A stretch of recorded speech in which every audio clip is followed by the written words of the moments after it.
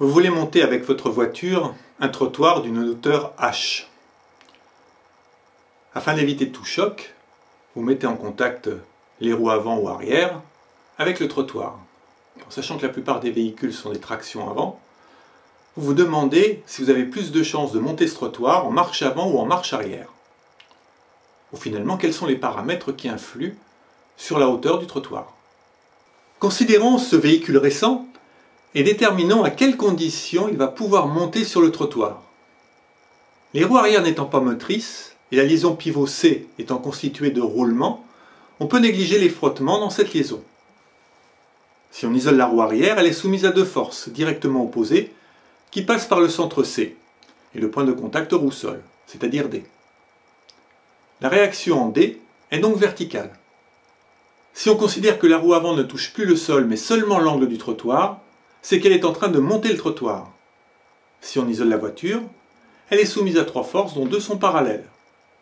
En ce cas, la force en A doit être verticale. Or, s'il n'y a pas de frottement en A, la direction de la force est suivant AB. C'est aussi l'axe du cône de frottement si on considère un frottement en A. Le frottement mini pour permettre à la voiture de monter le trottoir est tel que A se trouve sur une génératrice du cône. Autrement dit que cette génératrice soit verticale, ce qui nous permet de définir l'angle de frottement phi mini et donc le coefficient de frottement F roue trottoir.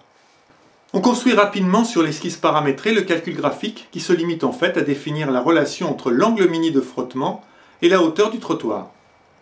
On vérifie l'influence de l'angle de frottement sur la hauteur du trottoir ainsi que celle du rayon des roues et la non-influence de l'intensité de la position de P. En concrétisant ce modèle sur une esquisse paramétrée, on constate que la hauteur maxi accessible dépend du rayon R de la roue et du coefficient de frottement. H augmente avec F et R, avec une limite évidente, H égale R sur 2. On constate également que ni l'intensité du poids du véhicule, ni la position du centre de gravité n'a une influence sur H. Seul le couple nécessaire pour monter le trottoir est affecté par le poids du véhicule. Ce couple vaut l'intensité de A multipliée par le bras de levier D. Vous pouvez démontrer ce résultat en isolant la roue avant. En marche arrière, le raisonnement est le même.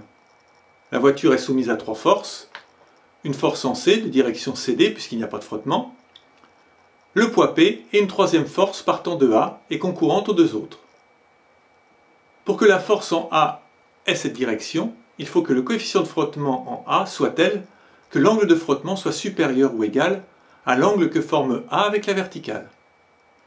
De la même façon, pour la marche arrière, on construit l'esquisse de calcul et on constate que la position de P modifie la hauteur du trottoir. Là encore, l'exploitation d'une esquisse paramétrée permet de constater que H mini dépend de grand R, rayon de la roue, et de F, mais aussi de la position de G. On peut chercher la position de G qui fait qu'il est plus facile de monter le trottoir en marche avant ou en marche arrière, à coefficient de frottement et rayon de roue identiques. En rendant piloter la position de P et en fixant la hauteur du trottoir en marche arrière à celle en marche avant, on détermine la position de P qui génère la même hauteur du trottoir en marche avant ou en marche arrière. À titre d'exercice, essayez d'expliquer pourquoi la position du centre de gravité de la voiture n'intervient pas en marche avant, mais par contre qu'elle intervient en marche arrière. Et qu'est-ce qui se passe pour un 4x4 ?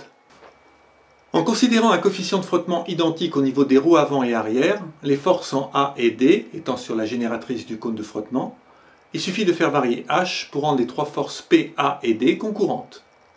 On s'aperçoit alors qu'on peut trouver une solution où H est égal à R, autrement dit un 4x4 est capable de grimper au mur, du moins jusqu'à une certaine hauteur et sous réserve d'avoir un bon couple moteur. On construit maintenant l'esquisse de calcul pour le 4x4. A noter qu'à la différence du schéma précédent, le trottoir se trouve à l'avant de la voiture. Vous noterez que cela ne change pas le principe de calcul. On arrive à un résultat étrange pour un frottement supérieur à 32 degrés. Le point de contact passe au-dessus de l'axe de la roue, ce qui n'est pas possible. En fait, dans cette situation, la voiture est en train de monter le mur. On va donc modifier cette esquisse pour arriver à celle-ci, ce qui va nous permettre, en diminuant et non en augmentant le coefficient de frottement, de monter le mur. Bien que ces dernières constatations soient ironiques, il n'en demeure pas moins qu'elles montrent que le calcul graphique est un excellent outil pour valider quantitativement une solution envisagée et l'optimiser en fonction du cahier des charges fonctionnel du projet. Chose très délicate à réaliser en analytique. Alors à titre d'exercice, on peut modifier l'esquisse pour parvenir à ce dernier calcul et expliquer pourquoi le coefficient de frottement diminue quand la voiture s'élève. Voici en détail 3 positions de la voiture.